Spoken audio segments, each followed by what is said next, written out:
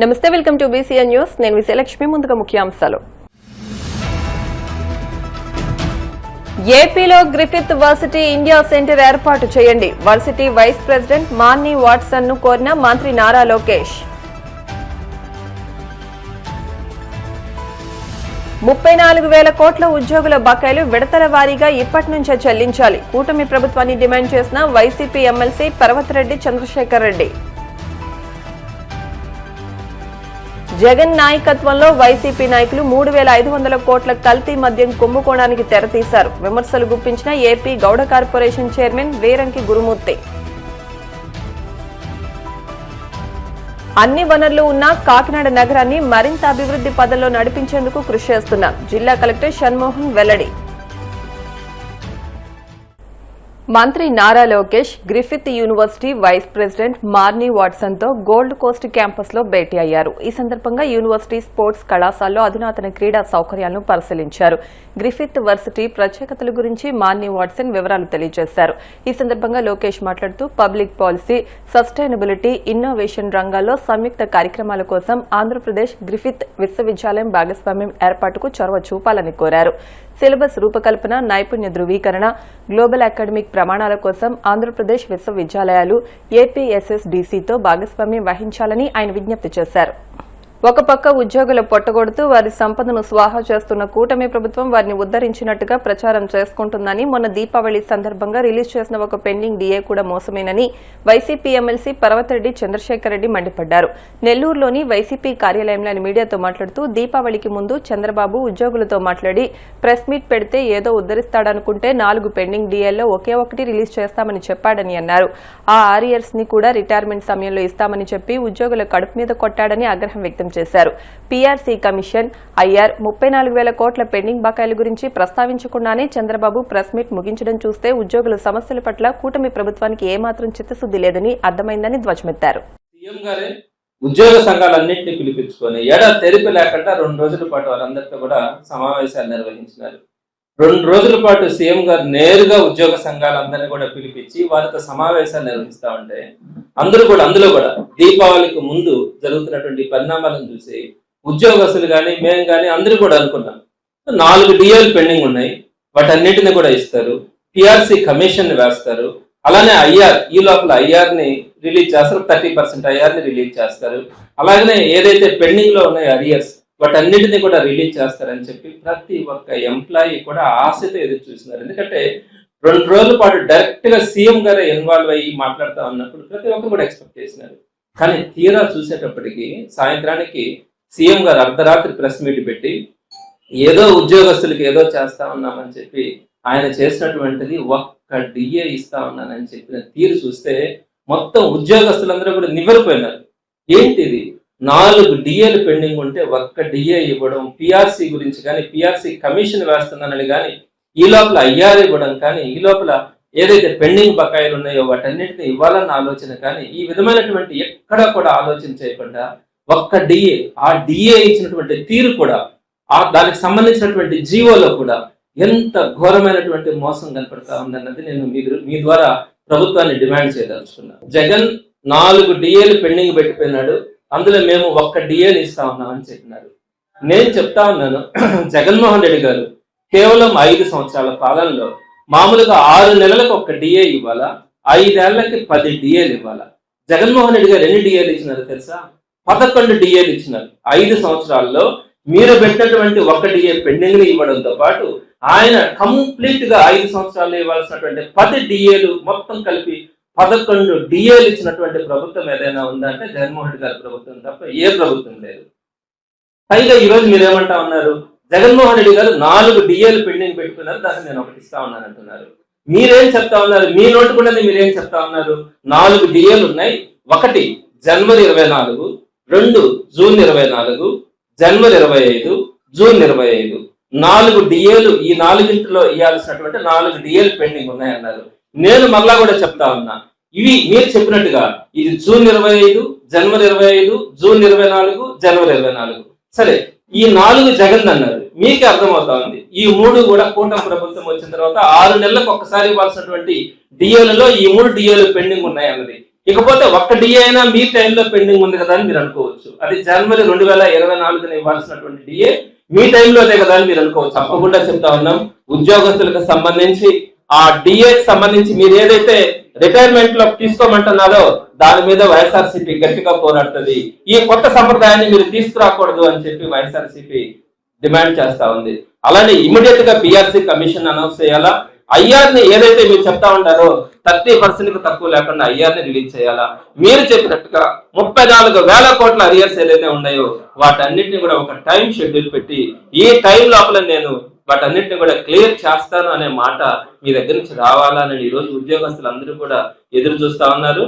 తప్పకుండా కూడా ఉద్యోగస్తుల పక్షాన వైఎస్ఆర్సీపీ ఉంటుంది, పోరాడుతుందని ఈ సందర్భంగా మీ ద్వారా వైసీపీ ప్రభుత్వ హయాంలో నాసిరకం మద్యం తాగి 30,000 మంది చనిపోయారని, 35 లక్షల మంది కిడ్నీ, లివర్ పక్షవాతంతో మంచాన పడ్డారని AP Gowda corporation chairman Veeranki Gurumurthy ఆరోపించారు. మంగళగిరిలోని టీడీపీ కేంద్ర కార్యాలయంలో మీడియాతో మాట్లాడారు.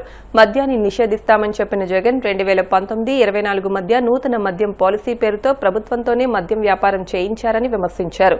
జగన్ నాయకత్వంలో వైసీపీ నాయకులు 3,500 కోట్ల కల్తీ మద్యం కుంభకోణానికి తెరతీశారని ఆరోపించారు. గత వైసీపీ ప్రభుత్వం 5 సంవత్సరాల్లో కల్తీ మద్యం కానీ, మద్యం కుంభకోణం కానీ 3,500 కోట్ల రూపాయల కుంభకోణానికి తెరదీశారు. భారతదేశ చరిత్రలో మద్యం విషయంలో ఇంత పెద్ద కుంభకోణం మరెక్కడా కూడా జరగల. వైసీపీ హయాంలో ఆంధ్రప్రదేశ్లో మాత్రమే జగన్మోహన్ రెడ్డి నాయకత్వంలో ఈ యొక్క కుంభకోణం జరిగింది. దీని మీద సిట్టేసి ముమ్మరంగా దర్యాప్తు జరుపుతా ఉన్నాం. పెద్ద పెద్ద చేపలు, తిమింగలాలన్నీ కూడా వస్తూ ఉన్నాయి. ఇలాంటి పరిస్థితుల్లో మరలా కల్తీ మద్యం కూడా తెర మీదకు వచ్చింది. అది జగన్మోహన్ రెడ్డి డైరెక్షన్లో ఎవరైతే జోగి రమేష్ ఉన్నాడో ఈ విషయాన్ని బయటకు వచ్చింది. ఈ ప్రభుత్వం వచ్చిన తర్వాత మద్యం పాలసీ పూర్తిగా మార్చేయటం జరిగింది. గత 5 సంవత్సరాలు చూసుకున్నట్టయితే ఆనవాయితీగా వస్తున్నటువంటి మద్యం పాలసీని కాదని మొత్తం వాళ్ళ కనుసన్నల్లో ప్రభుత్వ షాపులను పెట్టి మద్యం మొత్తం కూడా వాళ్లే తయారు చేయటం. గతంలో పాటలు పెట్టేవాళ్ళు, ఆక్షన్లో వచ్చిన వాళ్ళు పాడుకునేవాళ్ళు, ప్రభుత్వానికి ఆ విధంగా ఆదాయం వస్తూ ఉండేది. కానీ వైసీపీ ప్రభుత్వం కంప్లీట్గా వాళ్ళ చేతుల్లోకి తీసుకుని షాపులు నమ్మింది ఎవరు? వాళ్ళ కార్యకర్తలు. ఈ మందును తయారు చేసింది ఎవరు? వాళ్ళ నాయకులు. ఈ విధంగా మొత్తం వ్యవస్థ మొత్తం కూడా మద్యం వ్యవస్థను వాళ్ళ చేతుల్లోకి తీసుకుని 5 సంవత్సరాల పాటు ఈ రాష్ట్రంలో కల్తీ మద్యాన్ని అమ్మించారు.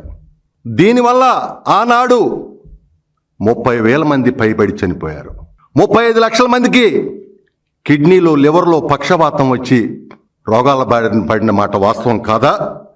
5 సంవత్సరాల్లో మీరు ఆ విధంగా చేసి కల్తీ మద్యాన్ని అమ్మటం వాస్తవం కాదా? వాస్తవం కాకపోతే సరిహద్దుల్లో చెక్ పోస్టులు ఎవరి కోసం పెట్టారు? స్వతంత్రం వచ్చిన తర్వాత మద్యం కోసం చెక్ పోస్టులు పెట్టినటువంటి పరిస్థితి ఎక్కడైనా ఉందా అని చెప్పి నేను అడుగుతా ఉన్నా. ఈ రాష్ట్రంలో ఈ మద్యాన్ని తాగలేక, ఈ రాష్ట్రంలో ఈ మద్యం కల్తీ మద్యం ప్రజలందరూ కూడా తెలిసిపోయి బయట రాష్ట్రాలకు వెళ్ళి పక్కనున్న తెలంగాణనో, బెంగళూరునో, చెన్నై నుంచో తెస్తా ఉంటే పట్టుకుని వేలాది కేసులు పెట్టారు ఆ రోజున. నిజంగా ఆనాడు మద్యం కల్తీ జరిగిందని చెప్పి చెన్నై కానీ, బెంగళూరు కానీ, అమెరికాలో కానీ లాంటి ప్రముఖ ల్యాబుల్లో విషపూరితమైనటువంటి ఉన్నాయి, ఇందుట్లో విషపూరితమైన మద్యం అని చెప్పి ఆనాడు సర్టిఫికేట్, మరి ఆనాడు ఆ ల్యాబులు చెప్పిన మాట వాస్తవం కాదా? ఆ రోజు నిర్ధారించారు. ఆ విధంగా జనాల్ని, బడుగు బలహీన వర్గాల యొక్క శవాల పునాదుల మీద జగన్మోహన్ రెడ్డి మద్యం వ్యాపారాన్ని నిర్మాణం చేశాడు. వాళ్ళ నాయకులందరూ కూడా ఈ విధంగా మద్యంలో వ్యాపారం మీద ఇచ్చేశారు. ఈరోజు ఏదైతే ములకల చెరువులో జరిగినటువంటి కల్తీ మద్యం విషయం బయటకు వచ్చింది, మా నాయకుడి నిబద్ధత ఉంది చంద్రబాబు నాయుడు గారికి. మా నాయకుడికి ప్రజల పట్ల, బడుగు బలహీన వర్గాల పట్ల ఒక చిత్తశుద్ధి ఉంది. జగన్మోహన్ రెడ్డికి చిత్తశుద్ధి ఎక్కడుంది? లేదు. ఎందుకు లేదంటే ఆయనకి చిత్తశుద్ధి ఉంటే కాంగ్రెస్ పార్టీ కావచ్చు, తెలుగుదేశం కావచ్చు, అనేక పార్టీలు ఈ రాష్ట్రాన్ని పరిపాలించినప్పుడు ఒక పాలసీని తీసుకొస్తే ఆ పాలసీని కాదని తాను సొంతంగా వ్యాపారం చేసుకున్నాడు, మద్య వ్యాపారం చేసుకున్నాడు. ఇది అందరికి మద్యం తాగే వాళ్ళందరికీ కూడా తెలుసు. నిజంగా వాళ్ళకి చిత్తశుద్ధి ఉంటే మద్యాన్ని నిషేధించే మేము ఎన్నికలకు వెళ్తామన్నటువంటి వ్యక్తి 25 సంవత్సరాల పాటు మద్యం తాగే వాళ్ళ తాకట్టు పెట్టి 30,000 కోట్ల రూపాయలు తెచ్చిన మాట వాస్తవం కాదా? వీళ్ళు మాట మీద నిలబడేటువంటి వ్యక్తులా, అన్న మాటను పోషించుకునేటువంటి వ్యక్తులా? వీళ్ళు నాటకాన్ని తెరదీశారు. మళ్ళీ నారాసురవారి సారా అంట.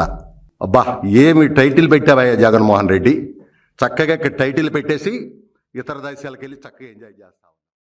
కాకినాడ నగర సమగ్ర అభివృద్ధి, ఆర్థిక సుస్థిరత, పౌర సౌకర్యాల మెరుగుదల లక్ష్యంగా నగరాన్ని ఆర్థిక వనరులను బలోపేతం చేయడంతో పాటు పరిశుభ్రంగా తీర్చిదిద్దేందుకు ప్రణాళికలు రూపొందిస్తున్నట్లు కాకినాడ నగరపాలక సంస్థ ప్రత్యేక అధికారి జిల్లా కలెక్టర్ షణ్మోహన్ పేర్కొన్నారు.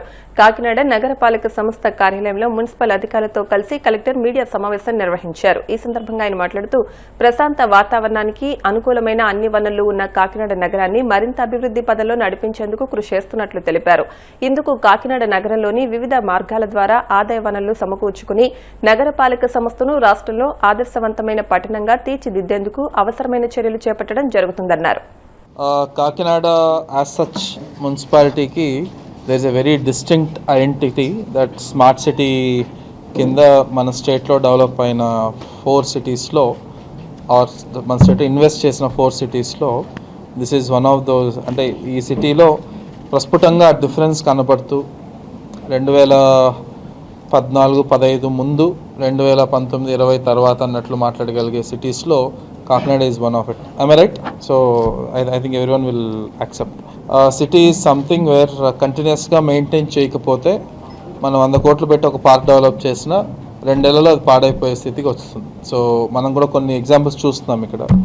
సో రకరకాల కారణాల వల్ల కొన్ని ప్రాజెక్ట్స్ అనుకున్న విధంగా ముందుకు వెళ్ళకపోవటం వల్ల అండ్ కొన్ని ప్రాజెక్ట్స్లో అనుకున్నంత విధంగా ఇన్కమ్ రాకపోవటం వల్ల ఒరిజినల్గా ఏదైతే స్మార్ట్ సిటీలో విజువలైజ్ చేసుకున్నాం అంటే ఆ రోజు ఒక 1000 కోట్లు మనం ఖర్చు పెడితే సిటీలో ఆ 1000 కోట్ల ఇన్వెస్ట్మెంట్స్ అంటే ఆ ప్రాజెక్ట్స్ నుంచి వచ్చే రెవెన్యూతో మెయింటైన్ చేయగలగాలి ఆ 1000 కోట్లకు సంబంధించిన ఆస్తులు అనే ఉద్దేశంతో స్టార్ట్ చేసింది. ఆ 1000 కోట్లలో కొంత మనీ ఇంకా మనం ఖర్చు పెట్టలేకపోవడం రకరకాల కారణాల వల్ల ప్రాజెక్ట్స్ కంప్లీట్ అవ్వలేకపోవడం. ఫర్ ఎగ్జాంపుల్ కన్వెన్షన్ సెంటర్ ఉంది, బ్యూటిఫుల్ బిల్డింగ్, బట్ దాంట్లో మేజర్గా రెవెన్యూ వచ్చే కాంపోనెంట్ మనకి డబ్బులు ఇవ్వాల్సింది అంటే మనకి సంపాదించబడాల్సినంత రావట్లేదు మున్సిపాలిటీకి. సో దీంట్లో వేకెంట్ ల్యాండ్లో ఉన్నది తీయాలన్నా వేకెంట్ ల్యాండ్ని మెయింటైన్ చేయాలన్నా కూడా government of Kakinada municipal corporation it is not easy. ఒకసారి ఆలోచించండి, ఇన్ని వేకెంట్ ల్యాండ్స్ని 24/7 కాపలా కాచుకుంటూ వాటిలో చెత్త వేయకుండా మేనేజ్ చేయాలి అంటే at any cost it takes lot of effort, man power పెట్టాలి, మనీ పెట్టాలి. సో అండ్ అన్ఫార్చునేట్లీ కాకినాడలో నాట్ ఈవెన్ 30% ఆ వేకెంట్ ల్యాండ్ ట్యాక్సెస్లో పేమెంట్స్ జరుగుతున్నాయి. And already vacant land taxes సంబంధించి ఒక డ్రైవ్ పెట్టడం జరిగింది. మనకు తెలిసి ఎవరు ఎంత పే చేయాలి, అరియర్స్ ఎంత ఉందో పెండింగ్ ఉంది. ఇది November 25th నెక్స్ట్ 1 month ఒక డెడ్ లైన్ పెట్టుకొని ఈ 1 month లోపల అఫ్కోర్స్ యాక్ట్ ప్రకారం 2 notice ఇవ్వాలంటే 2 notice ఇస్తాం. ఇచ్చిన తర్వాత మాత్రం we will start taking action to resume that. అంటే గవర్నమెంట్ దాన్ని హ్యాండ్ ఓవర్ చేసుకునే ప్రక్రియ స్టార్ట్ చేయడం జరుగుతుంది. అసెస్మెంట్ నెంబర్స్ క్యాన్సిల్ చేయడంతో మొదలుపెట్టి గవర్నమెంట్ హ్యాండ్ ఓవర్ చేసుకొని 22A ఇంక్లూడ్ చేసుకునే ప్రక్రియ మొదలు పెట్టడం జరుగుతుంది. It is like a warning for all the land holders. నేను నిర్మోహమాటంగా చెప్తున్నాను, బికాస్ ఆఫ్ 1 వేకెంట్ ల్యాండ్ ఆ ఏరియాలో ఉన్న మంచి హౌసెస్ ఏవైతే రెగ్యులర్గా ట్యాక్స్ కడుతున్నాయో, ఎవరైతే రెగ్యులర్గా వాళ్ళ సివిక్ డ్యూటీస్ అంటే చెత్త నీట్గా డిస్పోజ్ చేయడం ఇవన్నీ చేస్తున్న ఫ్యామిలీస్ ఉన్నప్పటికీ ఒక్క వేకెంట్ ల్యాండ్ వల్ల కంప్లీట్ ఆ ఏరియా దోమలు రావడం కానీ, పందులు రావడం కానీ, కుక్కలు రావడం కానీ, మురుగునీరు నిలిచిపోవడం కానీ ఇంత బ్యాడ్ ప్రెసిడెన్స్ ఉంది ఇక్కడ. సో అందుకని please treat this as an ultimatum from Kakinada Municipal Corporation as a special officer and a collector నేను చెప్తున్నాం. ఇది నెక్స్ట్ 1 monthలో ఇఫ్ ఎనీ వేకెంట్ ల్యాండ్కి సంబంధించి ట్యాక్సేషన్ ఏవైతే అరియర్స్ ఉన్నాయో అరియర్స్ ఎంత ఉంది, ఎవరు కట్టాలనేది కూడా నేను కాకినాడ కలెక్టరేట్ వెబ్సైట్లో పోస్ట్ చేయడం, మీకు మళ్ళీ లింక్ కూడా పంపించడం జరుగుతుంది. అండ్ ఆల్ సచివాలయాల్లో లిస్ట్ పేస్ట్ చేయడం జరుగుతుంది, పేరు తర్వాత వాళ్ళకి ఎంత కట్టాలి ఏ సైట్కి సంబంధించి కూడా. నెక్స్ట్ 3-4 daysలో అది ప్రింట్ చేయగలం కదా, నెక్స్ట్ 3-4 daysలో అది ప్రింట్ చేసి పెట్టడం జరుగుతుంది. By 25th, I request everyone to please support so that ఆ వేకెంట్ ల్యాండ్ సంబంధించి ట్యాక్సేషన్ 100% కలెక్ట్ అయితే దాని క్లీనింగ్ సంబంధించి మనకు కొంత రిసోర్సెస్ వస్తాయి. It is for your own city. So otherwise we will have to start issuing notices. And ఏవైతే vacant land సంబంధించి ఎవరు క్లెయిమ్ చేయకపోతే ఇది మాదని చెప్పి ఎవరు క్లెయిమ్ చేయని పక్షంలో ఎందుకు అలా ఖాళీ పెట్టాలి, government can take over. So government దానికి సంబంధించిన నోటీస్ ఇవ్వడం కానీ లీగల్గా ఎలా ముందుకెళ్లాలో will start that action. And note that we will start it from 25th of November. So దయచేసి ఆ డెడ్ లైన్ అందరూ గుర్తుపెట్టుకోవాలి. ఇప్పుడు కాసేపు ప్రకటనలు.